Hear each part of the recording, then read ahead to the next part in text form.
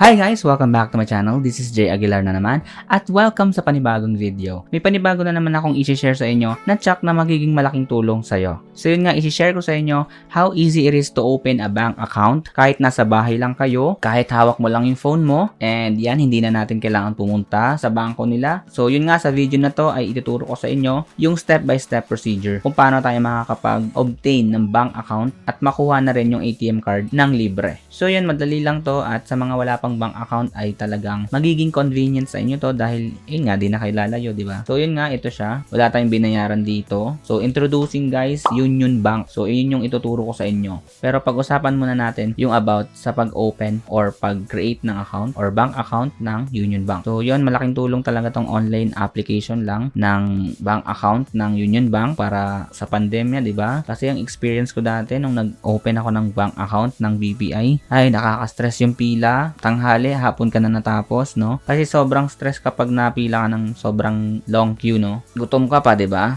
Tapos pamasahe, pero dito guys, cellphone mo lang yung gagamitin mo, daliri mo lang. So, yung dati kong bangko ay binasura ko na, binasura. Nakaka-stress kasi guys, minsan kasi pag naubos talaga yung laman, tapos makakaltasan ka kasi may maintaining balance. Pero dito sa Union Bank, walang maintaining balance na required. So yun guys, before tayo mag-start, kung bago ka pa lang sa akin channel ay mag-subscribe ka na at i-hit ang notification bell para updated ka sa mga ganitong videos at iba pa nating content sa ating YouTube channel. Intro!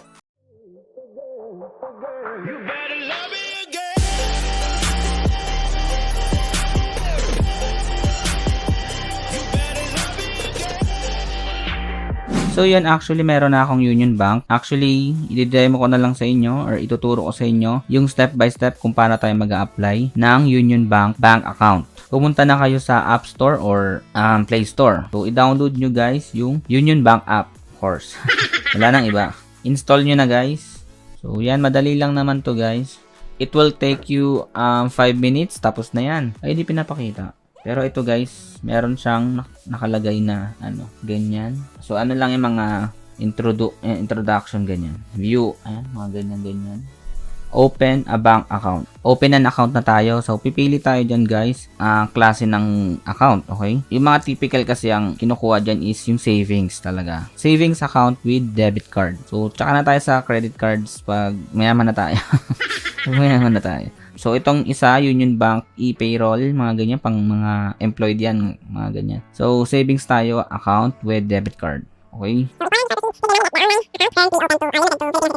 So, kailangan Filipino citizens. So, bawal siguro yung mga taga-ibang bansa or OFW. Kailangan mag-open ka ng account dito sa Philippines. Kasi mag-OTP ka later on. So, yan, continue na natin. So, pipili tayo dito ng type ng savings account ulit. Kung gusto natin ng Lazada debit card, yan. The first and only debit card that earn Lazada wallet credits. Get 2 times cashback for every 200 pesos spent at Lazada. No maintaining balance required. Ito naman, yung unang-una.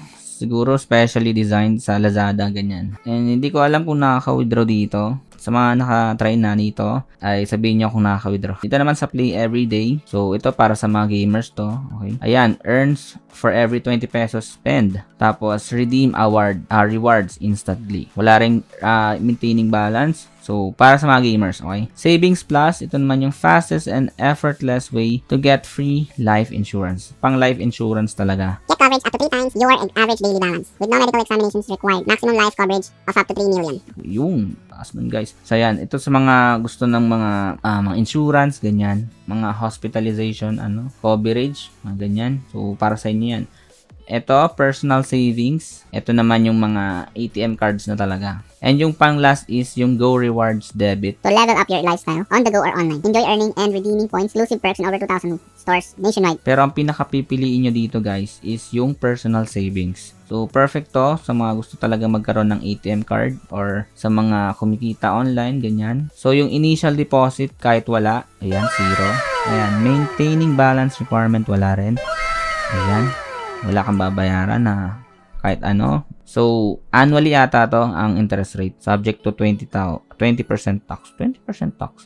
So, makaka-earn ka ng 0.10% na interest rate kapag ma-maintain mo yung minimum ADB. So, sa card fee naman guys, ayan, ito yung pinakamaganda kay Union Bank.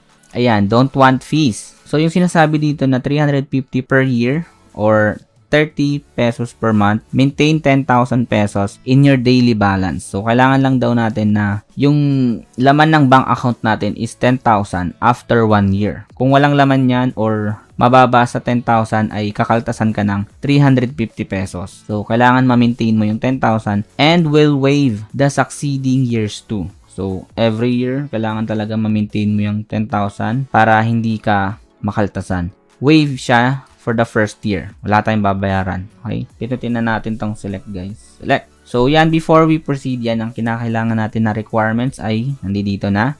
Prepare valid ID. So, ito yung mga list of valid ID na pwede nyong gamitin. So, we will be validating your identity through a selfie. So, yan, magsi-selfie kayo, guys, mamaya. So, next na natin. So, yan lang naman, account application, mga customer declaration, parang terms and condition yan. So, accept na natin yan. Let's get started. So, ilagay nyo lang yung email nyo, kahit anong email. So, yung number na din, ilagay nyo na din. Tapos, sisendan ata kayo ng OTP dito. Ayan, okay, yan. So, dito na yung sign up process natin. Kung saan ilalagay nyo na yung infos nyo, ganyan. So, yan, kapag tapos na, please note, make sure the details you provided match the details on your valid ID. Yan sinasabi ko, kailangan ay, kung ano yung nilagay nyo dito ay magmamatch nga sa valid ID. So, yan, next na natin. Yan. So, yan. Mag-create na kayo ng user ID at password. So, yan. Okay. Next nyo na agad, guys. Okay. So, log in with fingerprint. So, not now muna. So, ilagay nyo lang din yung mga info dyan, guys. Sunod-sunod na yan. Titilas pin nyo. So, i-next nyo na rin agad. Pagkatapos. So, yan, tatanungin dito yung mga employment status mo, kung ano yung source of income mo, ganyan. So, para mapabilis kayo, unemployed na lang or self-employed kayo. Pero kung student kayo, mas okay kasi para mabilis lang, di ba? So, kayo na bahala kung ano yung ano nyo dyan, di ba? So, yan, account details. So, tatanungin kung bakit gusto mo mag-open ng account, no? So, purpose of the account. So, personal savings. Pero kayo bahala. Estimated monthly transaction. So, yung sa tingin mo, estimated. Yung magagastos mo monthly. So, 25,000 yun na lang. I certify I'm not a US citizen. Okay. Next na natin agad. So, yan. Dito na, guys, is yung mag-upload na kayo ng mga documents like yung passport, driver's license, ganyan. So, sa passport naman, so, ilalagay na rin naman dyan yung mga instructions. Kailangan nilang itapat yung passport nyo. So, yan, scan document, ilagay nyo lang or itapat nyo lang yung passport nyo. So, yan, pagkatapos naman, guys, capture your face. So, yan yung selfie naman. So, yan. Kailangan pala, ilapit yung mukha. Ilapat. So, yan na, guys. At pagkatapos nyan ay magsasign na kayo or ilalagay nyo na yung signature nyo. Okay. Aguilar. Oh, next. So, tatlo yan, guys. So, tatlong pirma yan. So, next. So, hindi ko to pirma. Gawa-gawa lang, ganun. So, yan, next. So, i-check nyo na dyan, guys, kung tama yung mga in-input nyo or yung mga nilagay nyong details. So, kailangan talaga, check nyo lahat. Kapag okay na, i-submit nyo na. Tapos, pindutin nyo na yung submit. So, okay na yan.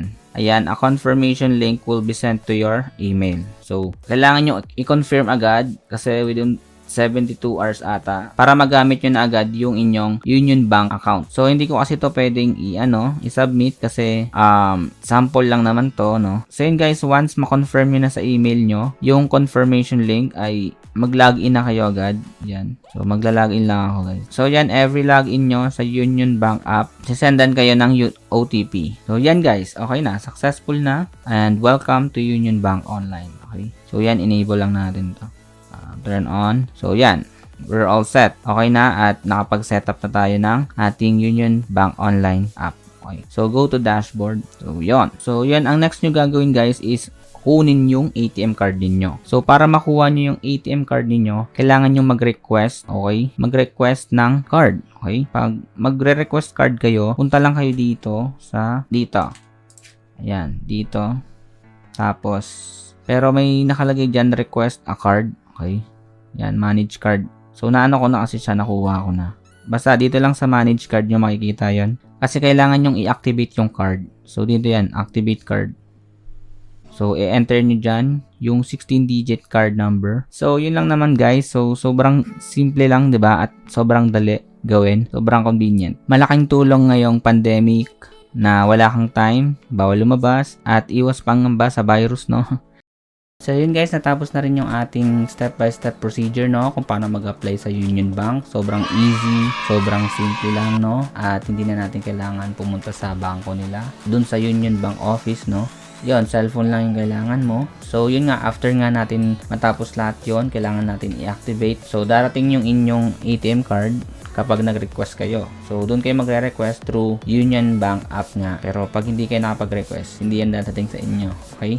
Malamang. So, yan. Dumating na to noon pa. Kaya, ngayon ko lang binlag kasi guys. Yan. Nabuksan ko na to. Actually, okay. Yan. May tier na siya dito. Na-activate ko na ito matagal na. So, dadating yan ng 5 to 10 days. Pero, depende sa lugar nyo yan. Okay? Sa akin kasi, dumating ng 11 days or 12 days. Ganyan. So, ito na siya guys. Ito ang itsura niya.